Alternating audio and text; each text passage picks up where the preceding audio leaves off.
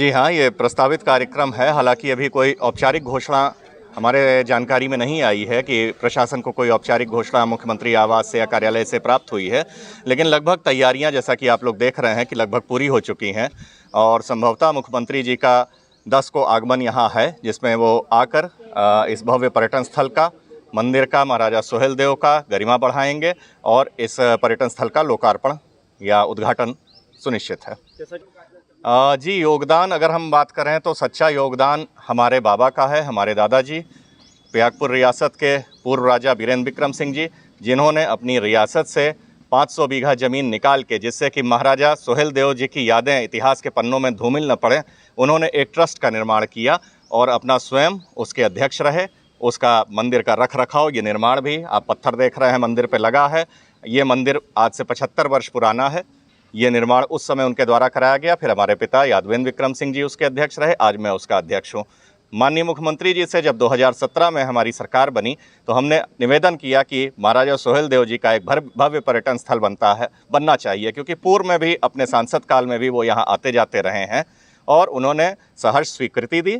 उन्होंने कहा कि भूमि की आवश्यकता हो तो हमने कहा भूमि जितनी भी हो सब आपकी है, महाराजा सुहेलदेव के नाम पे जितनी भूमि लगेगी, जितनी हम लोगों के पास उपलब्ध होगी, हम राज्य सरकार को देंगे और यहाँ भव्य पर्यटन स्थल का निर्माण हो। आज पर्यटन मंत्रालय, पर्यटन विभाग के तरफ से ये भव्य स्मारक आप लोगों के सामने बनकर तैयार हो गया है और संभवतः 2 दिन बाद इसका लोकार्पण हो जाएगा।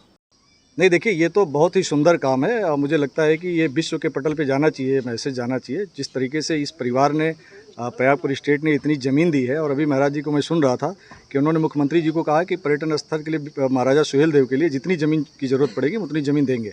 तो ये पर्यटन स्थल बन करके बिल्कुल तैयार है और यहाँ पे जितने भी श्रद्धालु हैं जो महाराजा सुहेलदेव जी को जानते हैं, इनके इतिहास को जानते हैं, वो निश्चित है कि यहाँ पर आएंगे, इनसे प्रेरणा लेंगे, इनके जीवन के बारे में जानेंगे।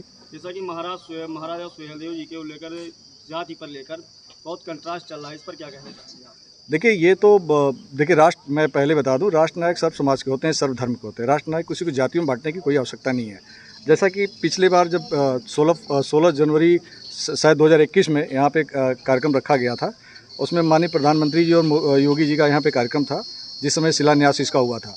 उस समय भारतीय जनता पार्टी का जो अपना लिटरेचर था, जो पंपलेट था, उसमें स्पष्ट शब्दों में लिखा हुआ था कि भगवान श्री राम के वंशज की राजधानी श्रावस्ती कौशल नगर थी। उनके पुत्र, उनके वंशावली में ये क्षत्रिय सम्राट महाराजा सुहेलदेव आते हैं और ये कालांतर में भारशिव जो भी इसके आगे कहलाए, कालांतर की बात एक अलग विषय हो गया, लेकिन ये महाराजा सुहेलदेव सूर्यवंशी क्षत्रिय सम्राट है। इनसे सभी से प्रेरणा लेना चाहिए, चाहे राजभर समाज हो, पासी समाज हो, सर्व धर्म के लोग हों, सभी के लिए हैं। ये राष्ट्र नायक हैं, इनको जातियों में बांटना बिल्कुल भी उचित नहीं है और मैं सर्व समाज से अपील भी करूँगा कि इनको जातियों में न बांटें, इनको केवल एक राष्ट्र रक्षक, राष्ट्र वीर शिरोमणि महाराजा सुहेलदेव जी के नाम पर जाने और इनको अलग अलग, ये आप बहुत सौभाग्यशाली हैं और हम लोग भी सौभाग्यशाली कि यही वही जगह है जहाँ पे सैयद सलार मसूद गाजी के साथ महाराजा सुहेलदेव और 17 राजाओं को मिलकर के यहाँ पे युद्ध हुआ था, जिसमें सलार गाजी को, आक्रांता को मार गिराया था।